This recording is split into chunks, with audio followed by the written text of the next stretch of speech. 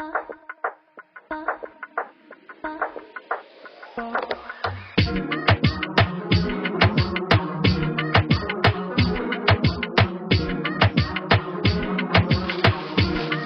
back to another episode of Emotional Nightmares. My name is Tyler. I am your host, and again we are down here at Club 831 on our season 3.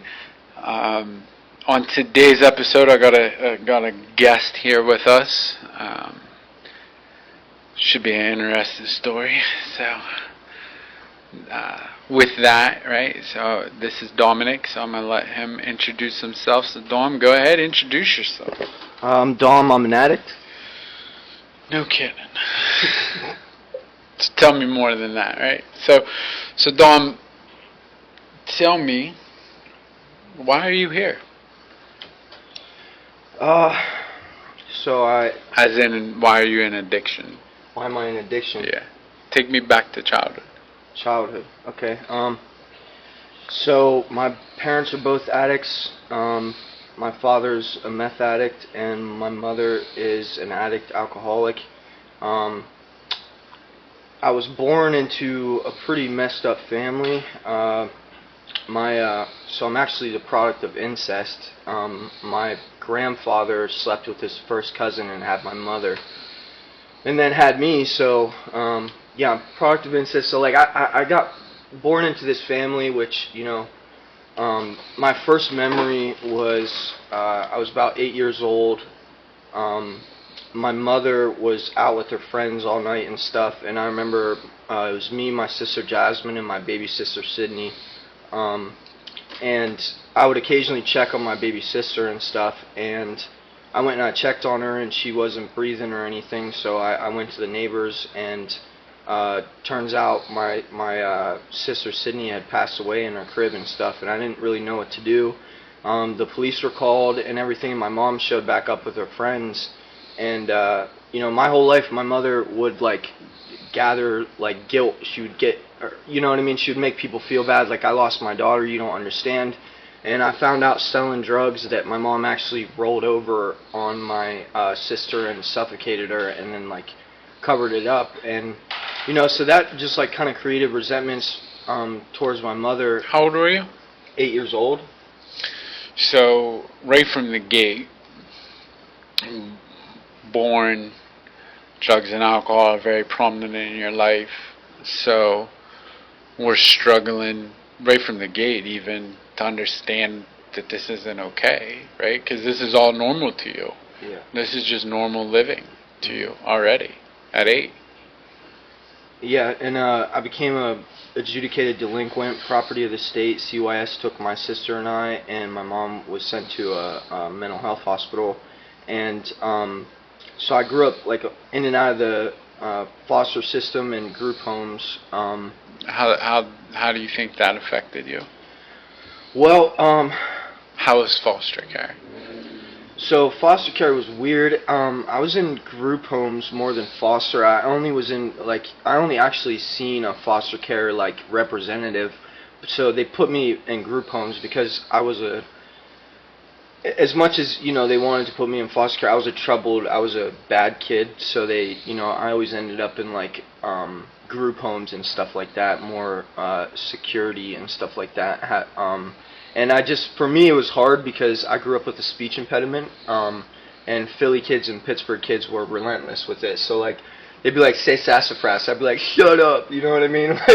And so it made me a defensive person being there, but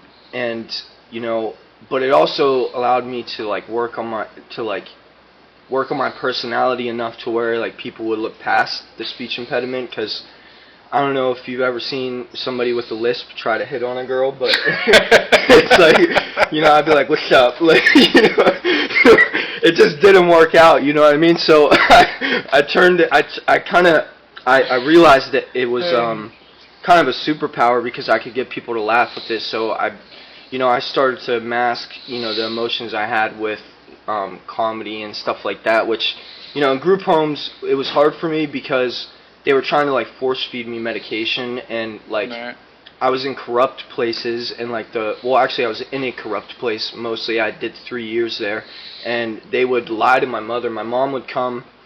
She was trying to get custody of me back, so she was mandated to come to the meetings there and stuff, and like, they would just lie to her, and like I'd be like, Mom, I don't want to be on this medication, and she like, they know what's best for you, so just be on it and stuff, and like, so I gained some resentments there too as well, especially because my mom would come all teed up, like looking like Mother of the Year, and like when I really knew what she was like, you know what I mean? So it was hard for me to. It felt like nobody was on my side but myself. So I grew up more. I'm the oldest out of 20 siblings. I haven't met most of them, but I grew up being like kind of like. I was the black sheep of the family. I'm the only addict sibling other than my brother that got killed last year.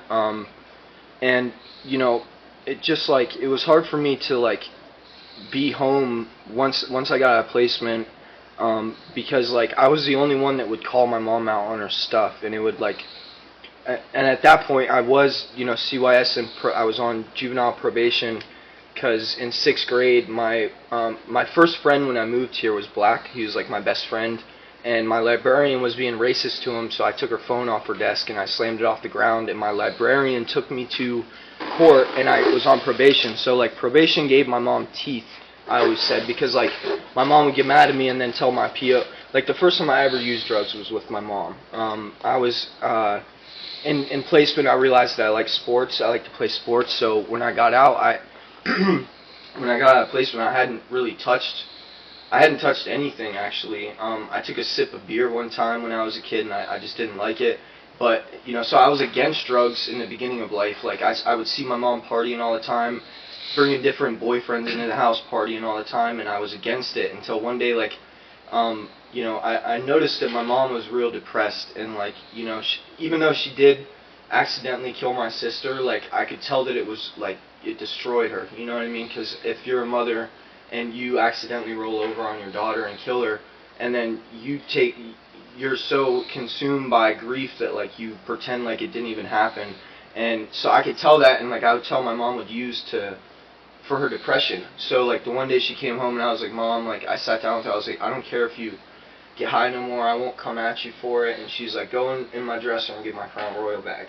And that's the first time I got high, and it was like, man, this is what I've been missing. Like when I got high for the first time, I was like, it was like the weight of my life and everything got lifted off my shoulders. It was like euphoria and the sense that everything was going to be all right. And how old were you? 14. So in a sense, then it was all right? Because like it sounds like at that time frame, like you've already normalized the drug behavior, the lifestyle. You've already normalized all this. And now here's this parent, this guardian, who's telling you it's okay to use this drug, right? So you're already normalizing like it must be okay then, right? So that continued, obviously.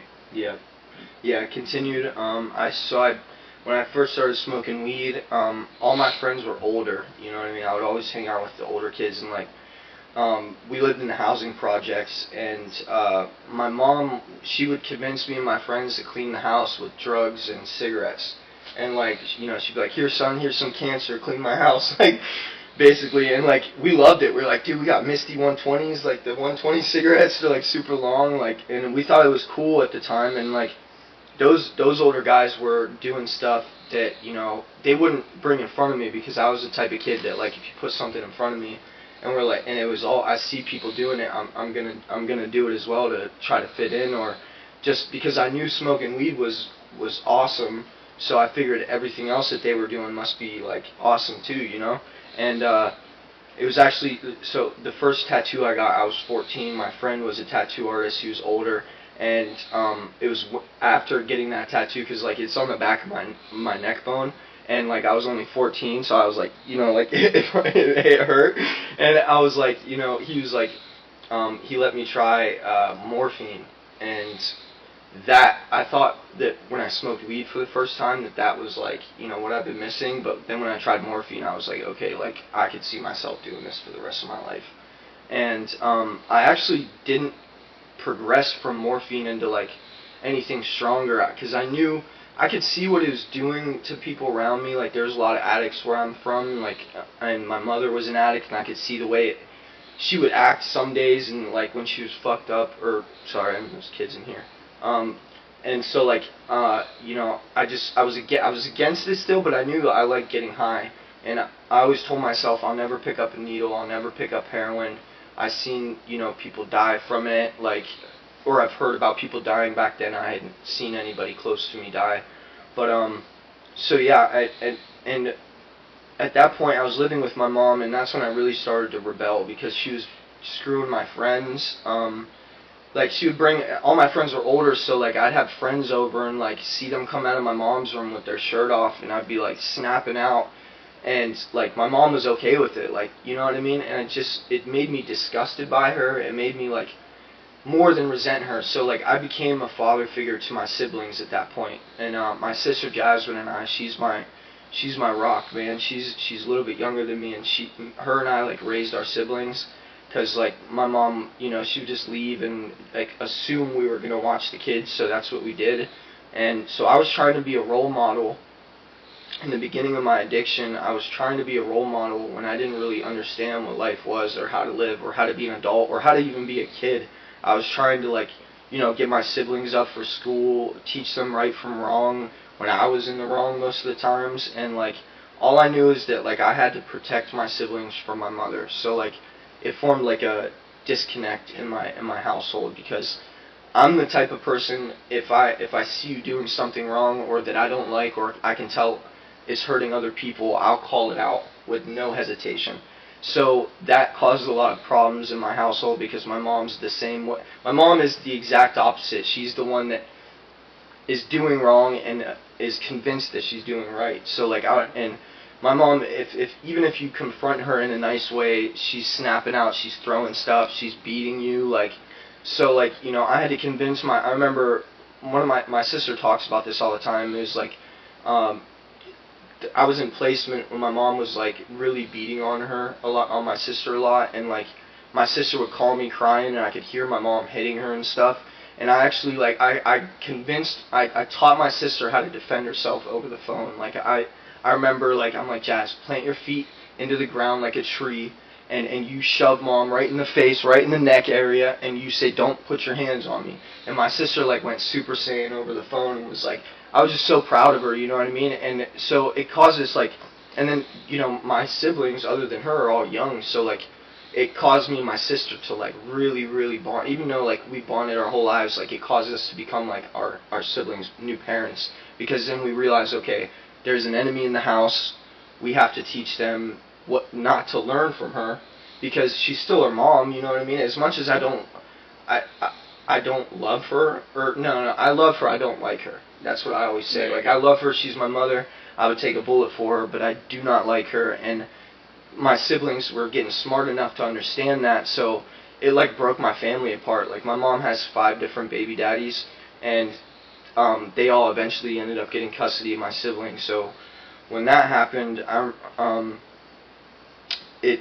it really messed with me a lot, because my siblings were really the only family I had. All my older relatives are either weird perverts, like straight up, like my grandfather, like the one that slept with his cousin to have my mom. I watched him smack my sister's ass when I was like 10 years old, and I like hated him for it, and I called him out for it. And he would always come up to me and like be like, just say weird stuff. Like, I'd get older, he'd be like, oh, Dom, you're looking like a model nowadays. I'd be like, thanks, Pap. Like, you know what I mean? Like, so in my family, like, it's just like, it's a weird thing, because they have all these family events and stuff that we all have to go to. And, like, my personality is, like, I'm always the one to, like, ruin the family event, because I call it out. Like, well, essentially, you're always on the defense, though, yeah, right? So, yeah. like, you're always looking for the, what's wrong kind of scenario, because you're still kind of living in that trauma. Yeah. You know what I mean? By the sounds of it. So, when was the first time, though, that, like, because you go through drug addiction, right? You're into drugs. You're doing all this hard shit. When was it though that it clicked that you were like, I gotta get help? Like the first time. The first time, so, the first time I knew I had a problem, so I was supposed to be in the Coast Guard, and I almost got recruited, and I went and took my ASVAB and everything when I was dating a girl at this time. She was my sister's best friend, and she was a dime piece, and I thought that, like, I never had love before, and so, like, I fell in love with her, and she convinced me to tell my recruiter that she was pregnant. She worked at the Humane Society, and she was like, let's get an apartment and a dog. Like, I know you want a dog, I'll get us a dog, you know what I mean? So, like, I was just like, okay, let's do it, you know what I mean? Blew that opportunity, and she actually ended up sleeping with my little brother, and when I found out, I, like, put all her stuff in a pile and was pouring bleach on it, and, like, I was like, pay for this place on your own, I just want Arlo, just give me my dog, you know what I mean? And she actually had a hand in putting him down at the vet. She told the vet, or the Humane Society, that he was biting children, and so she fucked my brother and killed my dog. It sounds like a bad country song, like, but it actually happened, you know what I mean? And that was the first time. Well, I mean, essentially though, right? Like, because like the one thing you just said was, I loved her because I never had love before, right? So at the end of the day, you have to ask yourself, like, how much of the bullshit did you just accept because you felt that was love, right? Because, like, realistically, you don't know how to love yourself. And, like, you've been searching for that. So how much abuse are you really taking from people because you associate that trauma with it's love? Because that's what you're used to, That's very true. It's very true. So, like, I hadn't touched meth or heroin at that point, and I left the house, and it was like, I don't have family that is just going to take me in, so I was homeless at that point because I left her to I was like, pay for this on your own. Her parents were helping her out and stuff, and my buddy put an ounce of meth in my hand, and he was like, here, bro, come up. He could see I was struggling. He's like, come up, just give me back when you can, and I had never done it before. So now I find myself riding the bus around, selling drugs to my friends. They would only want me to come over if I would, like, hook them up. Couldn't even sleep on their floor unless I gave them a bag, like, and, fast forward 6 months, now I'm starting to do it, and I'm really starting to do it, and I was about 100 pounds lighter, and this is where I realized I had a problem. I had never been to jail at this point, and I'm actually banned from every Sheetz on the planet because of this. But, so I'm up at Walmart shopping for my crack dealer, and he's like, just go up there and get me and my girl and our baby something. I didn't even really know what his girl looked like or anything, so I'm up there trying to, like, gauge, you know what I mean? And then I was so twacked out that I thought loss prevention was following me around the store, so I just take the card up to, which I wasn't even going to steal, but I took the card up to customer service, and I was like, my mom's coming to get this, and I, like, left, and I was walking up the highway towards Sheetz, and I thought loss prevention was in cars following me. So I'm sitting at Sheetz, I call a cab, and, like, I open Snapchat, and if you ever open Snapchat, like, the wrong way, and, like, the face camera pops up, and you're like, oh, like, I, like, see my reflection really for the first time, and, like, my head was shaved, I was, like, barely 100 pounds, and I was like, dude, I need to go to jail, like, I don't have anywhere to stay tonight. I need 3 hots and a cot, and I don't know what consumed me to do this, but I was like, I need to do something crazy. So I didn't have a lighter, I went into Sheetz and took a lighter off the counter, lit my cigarette, and she was like, you can't do that in here, and I was like, this is the end of the road for me. And I went outside, I scaled the side of the building, got on top of the building, I emptied out all my drugs on the roof, crushed the pile, and I headbutted the pile, and it just went like this. I must have snorted like 3 grams, and I was like, ah! And then I blew the rest in the wind and went Facebook Live with drugs all over my face, and I was crying. I was like, to everybody that knows me, I'm sorry, you'll see me when I'm better. And I took my phone battery out, my SIM card, I emptied all the residue, and I'm sitting on the edge of Sheetz roof, broad daylight, middle of the summer day, with my feet dangling off, and the fire department pulls up, the ambulance, the police. My Uncle Jesse, he pulls up, he's like, what are you doing? I was like, I'm going to jail, man. I don't know what else to do. And the police were like, don't jump. I was like, no, I'm coming down, and I jumped off the roof and landed in front of these cops, like, and they're like, and I just went like this to them, and I left my phone in my empty bag up there, and I was in the back of the cop car, and I told them, because one of the cops was like, really overweight. So I was like, I left my phone and my drugs up there, and they had to put the, I don't know why I thought it would be funny in my mind at the time. I was just like off of it, you know what I mean? But they had to put the fire department ladder up to the roof, and this like really overweight cop had to climb up this little ladder to find nothing to charge me with. And like even then in my mind, I'm like, dude, what am I doing with my life? You know what I mean? And like they told me they were just charging me and taking me home. But I realized they weren't taking me home. They were taking me to jail, and I started snapping out, and I was like kicking the back of the cage in the cop car, and like they put me in jail. And I remember that was my first psychosis. I didn't know where I was at. I'd never been to jail before. If you ever been to jail, they do like checks with these little metal rods where like they're walking around, it goes beep in the wall. I thought they were gassing me via aerosol with like medication. So like I would snap out on them, and like I just was in, and then 3 days later, it was a 3-day psychosis. I came to, and every time like I could tell, like every time I would move in my cell, like the guards would get like all like, you know what I mean, nervous and stuff, like not nervous but like just ready for me to do something stupid, you know what I mean. And I sat in there and I was like, you know, people always told me, like my mother would always tell me like, you're just like your father, you're gonna be your father, like my father's a meth addict and stuff. And that's when I first like realized in the cell, I was like, okay, like, you know, I do have a problem, but I wasn't ready to address it yet. Like I knew, that was when I realized, okay, doing drugs is not for me, but I love them so much that I'm going to keep doing them. Like, that was the realization I had a problem, but I wasn't at the mindset yet where I was like, I've had enough. You know what I mean?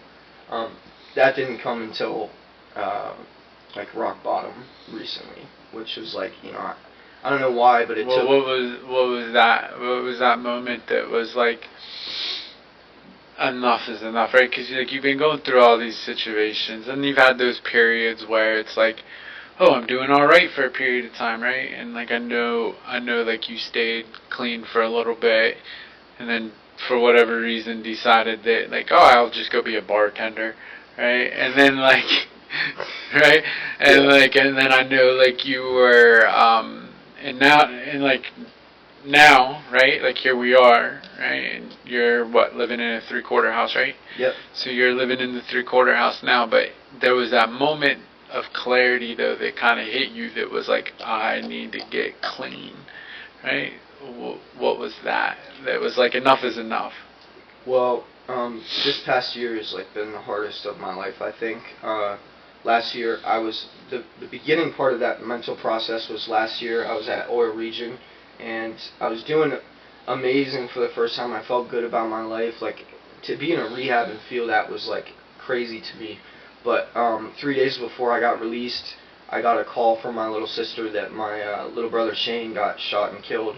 And then I got released to the streets, and I tried so hard to do good. I had my medical marijuana card, which, like, so I was never really clean ever since I was 13. I was smoking weed at that point, and I was holding down a job, and like I could feel myself relapsing in my head, you know what I mean? And then I won $40,000 on my phone right after that, and that moment was like, everybody thought I was just gonna blow the money, and like that I was gonna, you know, just waste the opportunity. So like I feel like I did it more for other people to show them, like, I'll show you guys. And I put myself in college for drop shipping, and for Amazon I invested $4,000 into Amazon. Paid off probation, so I got off probation. So it was the first time I'd ever been off probation since I was 13. Straight from juvenile to adult probation. So now I could legally, or I could get high without getting in trouble. Right. You know what I mean? And at that point, when I had that money, I started selling, I started selling heroin, and I was getting bricks from these dudes in the Bronx. And well, they would come from the Bronx and allegedly. Allegedly, yeah. So like, you know, I started smoking dope after that, and at that point I literally had never felt something take over me so much. Like, people talk about addiction being a disease, and I never really believed it was a disease before. But once I really got into the throes of heroin, like, it's probably the most evil disease I've ever experienced, because most diseases like cancer, bone marrow disease, all that, it's miserable as it's killing you. But addiction lures you in. While it feels amazing, it's destroying your body mentally, physically, emotionally. It's the most evil thing I ever experienced. and it brought me to the worst state of myself. I was, you know what I mean, I was dope sick all the time. Once once I really realized that, like, I can't do this anymore, when I surrendered, was, so my Uncle Forrest was, me and him were really close growing up. He's only a couple years older than me, and he was a lot like me in the fact that, like, we were, like, black sheep of our family, and, we grew up making music together, we performed together, and, like, I had lost homies before, friends, acquaintances, and to be honest with you, I never really cried at their funerals. Like, it would confuse me to see people so, like, torn up by that, and, like, I was like, okay. But when Forrest died, it really messed me up, because I had never seen a dead person, first of all, and seeing him on the ground, lifeless, and I was trying to wake him up, and I was trying to, you know what I mean, and it really destroyed me, especially because, like, he got what killed him from my dealer. And allegedly, and I thought maybe I took some responsibility for it, because I could have, you know what I mean, I felt like I could have did more to, like, prevent him from, because he was clean in Butler here, and when he moved back to Meadville, we all thought, like, even I, in the worst part of my addiction, was like, dude, you need to get out of here, what are you doing back here? He moved in with my mom in the projects, and I'm like, my mom's trying to, like, take him in, like, we're gonna do good together and stuff, meanwhile she's smoking crack with him in the house and stuff, and I told my mother, I was like, you understand what's gonna happen if he smokes crack with you, he's gonna be dead soon. Like, he's going to go right to shooting heroin, and that's exactly what happened. Well, I mean, ultimately, though, like, I mean, he made that choice, right? I mean, I love him dearly. I know his death really impacted me as well, too. It really fucked me up when he died. But, I mean, that's not your cross to bear. You know what I mean? But it was at that moment that you kind of came back to rehab, right? Yeah, that was when I was like, okay, I can't live like this anymore. I seen what it did to my other aunts and uncles, Forrest brothers and sisters, which were all the same age. And, like, at his funeral, I was, like, barely 100 pounds. You know what I mean, worst case I've ever been in. And, like, I could see what it was doing to my family that is actually family, not, you know what I mean. And so, like, and my little siblings, like, that I put diapers on are old enough now to where, like, they know what heroin is, they see me dope sick, and it broke my heart for them to see me like that. I feel like it broke my heart just as much as anything, the worst things that I've been through. Like, that's what hit me like a truck. Like, when Forrest died, and when my little brother that I put diapers on was like, dude, I don't want you to die, like, when are you gonna get this right? And that broke me down, it really did. And I realized that, I'm not doing this for nobody else no more. Like, before I would get clean to please a PO or BS my way through an institution. But this is the first time that I actually want this. I want to be clean. And I'm noticing that, like, good things are happening mentally for me. Like, I'm probably going back to jail in 6 months. And at first, when I found that out, I'm not gonna lie to you, like, nothing more. I wanted nothing more to, like, why not go on a run? Like, you know what I mean? If I'm going to jail anyways, I mean, that would be a normal thought. Yeah. I've never went to jail sober before. I'm like, what's the point? I'm not on probation. I could have a ride out of here in, like, 10 minutes. Like, you know what I mean? But then I realized something that, like, I'm driving my life now. Like, nobody's in control of me but myself.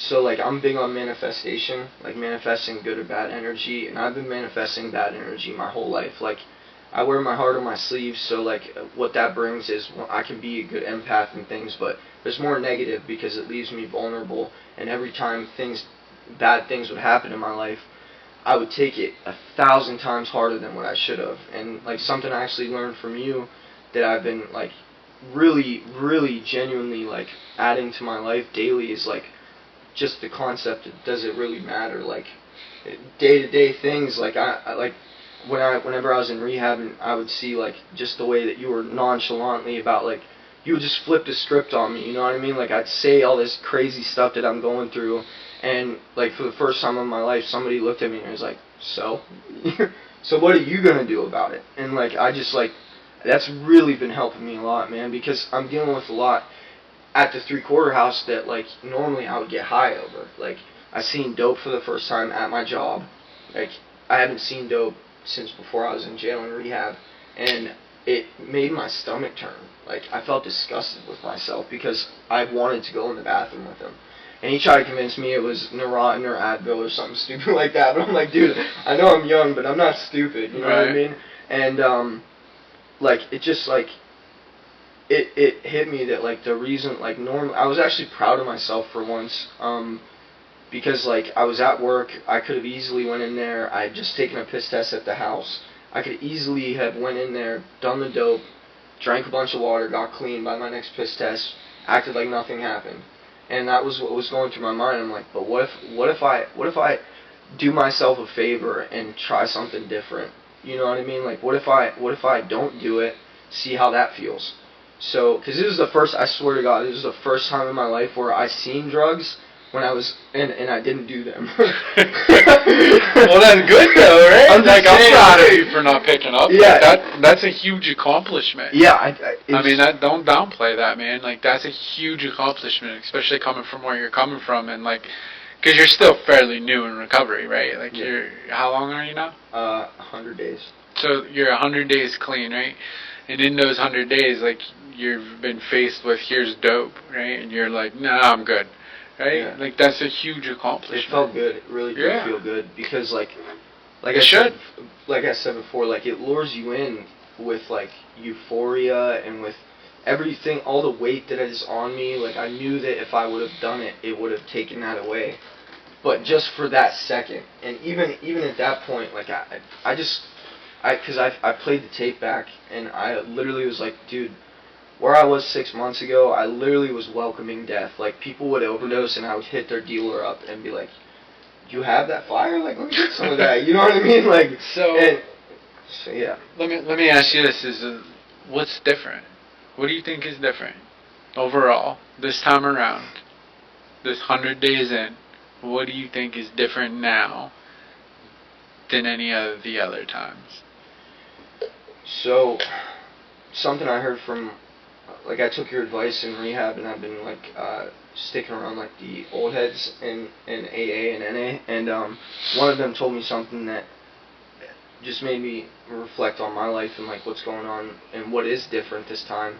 Is he said recovery isn't just stopping drugs. Anybody can just, you know what I mean? Not everybody, but it's not just stopping drugs. It's abstinence plus change.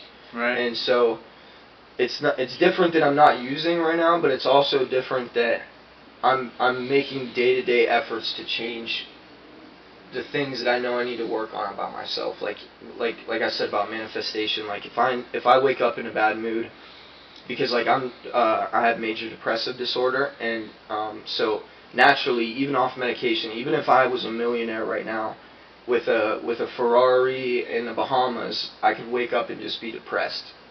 So I have to manifest good things on purpose. So I wake up, I put my headphones on. I'm for the first time, like I said, I'm in control of my emotions, and it's given me motivation to like do better than I have done before. And what I mean by do better is like make myself feel better, because I can do that now. I couldn't do it before.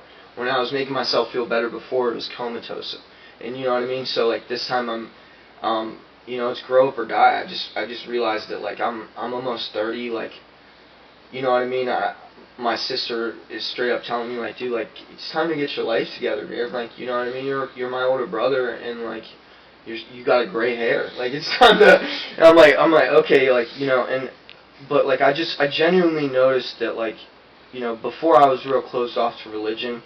And NA and AA I've seen is just like, it all revolves around higher power. And for me, I never, like I said, my mom was against religion. Like, she literally would talk about being against religion. It's a cult, blah, blah, blah, this and that. And my foster dad, he's a pastor, and he goes to maximum security prisons and to play shows for people like killers. And him and his wife are the coolest people I've ever met in my entire life. They wear Converse and band tees. They're like 60.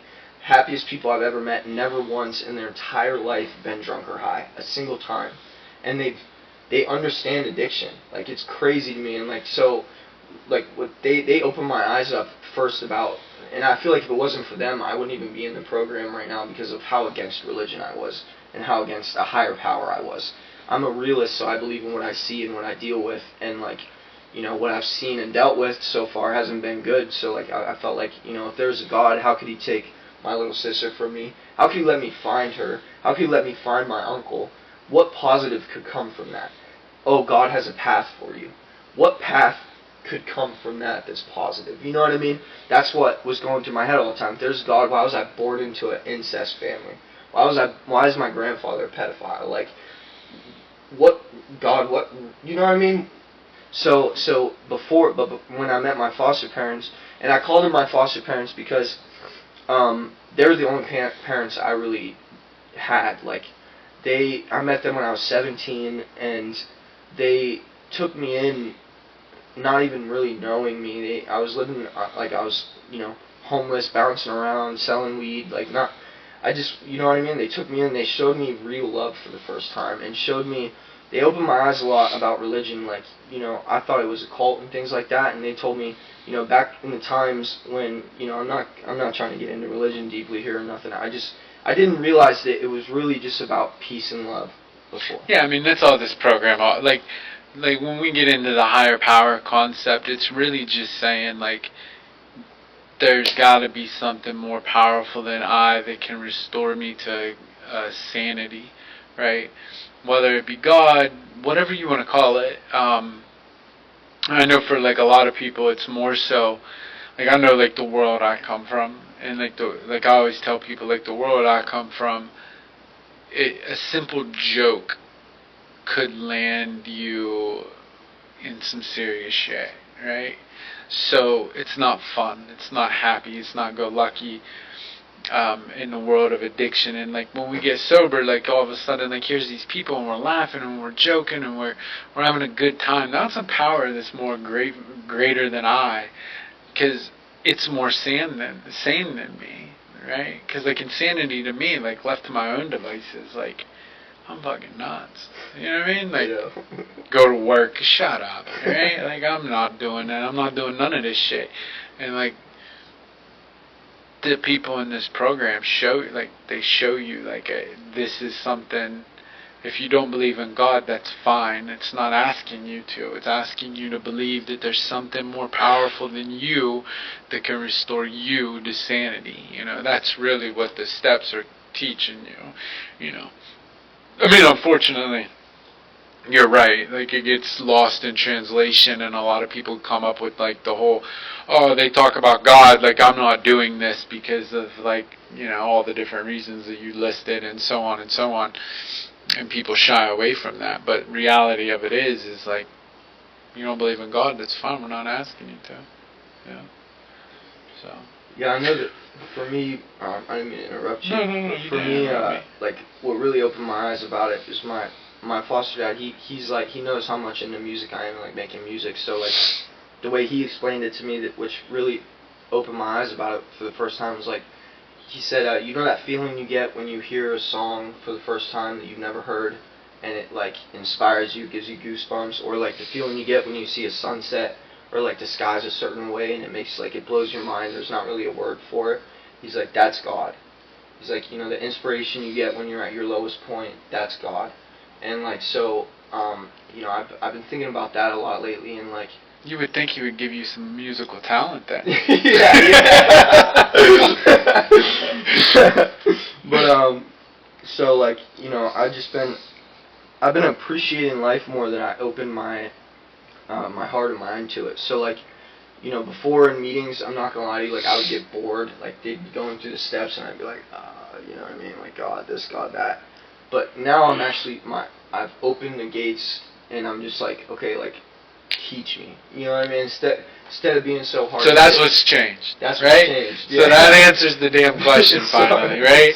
What changed, what's different, right, is you actually saying, like, teach me. right? Is like you're finally getting over that hurdle of I got this, or I know what I'm doing, or I can dilly dally through this bullshit. You're actually saying, look, I don't fucking know. Why don't you teach me something, right? And you're actually listening to what's being said, right? You hear it, but like you're actually listening to it this time, and like trying to practice that in your everyday. So that's good. Sounds good. Sounds good.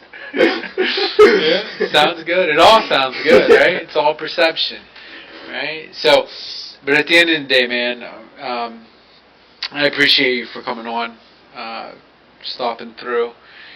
I guess in all reality, I stopped through, right? I kind of showed up into your town. The guy that runs your 3/4 house, I think, is bringing like everybody here.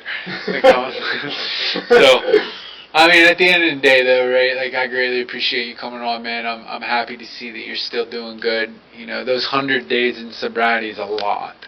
You know what I mean? Like, don't downplay the fact that it's only 100 days. Like, nah, man, it's 100 days. It's more than only. You know what I mean? Like, it's 100. That's a hell of an accomplishment, you know, because 200 days ago you were struggling to get one day, right? Yep. Now you got 100 in a row. That's a hell of an accomplishment, right? Yeah. So, and I do want to thank you just because, like, you know, I've been in institutions my entire life, like, literally.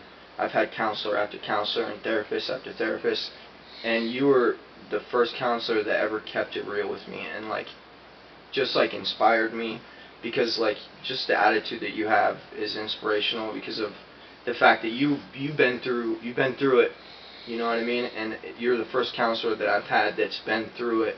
And not just addiction, but just like the upbringing and stuff like that. So I just want to thank you because, like, you know what I mean? It's the best counselor I ever had. no, I didn't do nothing. I'm It's just not saying. me. I'm just saying. But I appreciate it. Yeah. I appreciate the words. Yeah. You know, sounds good. Or don't. Yeah, or don't. You know, fuck it. Yeah, people hate group with me because of that. Yeah. This dude will drop some knowledge on you for 2 hours and be like, or don't. You know? I mean, that's the thing with recovery, right? Is it's all your choice. Like, everything sounds good, and like you can either do it or you don't do it. Like, yeah. you know what I mean? You're either gonna make change, and you're gonna live, and you're gonna be successful, and like you can live life and not survive it, or you're not, and like you can continue doing what you're doing and live in misery. Like, the choice is yours, right? And I'm glad that you chose not to continue to live in misery. I mean, it's a long, hard road, right? You got a lot more obstacles to get through, but you'll get through them. You know what I mean? And like, as long as you keep your support in place, you'll do it. You'll get it. You know what I mean? So, yeah. Alright, man, I appreciate you for coming on. Listen, I appreciate you guys for listening to us. As always, you know, you could have been anywhere in the world. You, for whatever reason, chose to sit here and listen to us. I greatly appreciate that. You know, I couldn't be any more thankful for that. At the end of the day, man, I hope that you heard what you need to hear. If you did not, you know, please just pick up the phone. Don't call the dope man. Call somebody to help you get one more day. Because if you can just get one day sober, you can get two.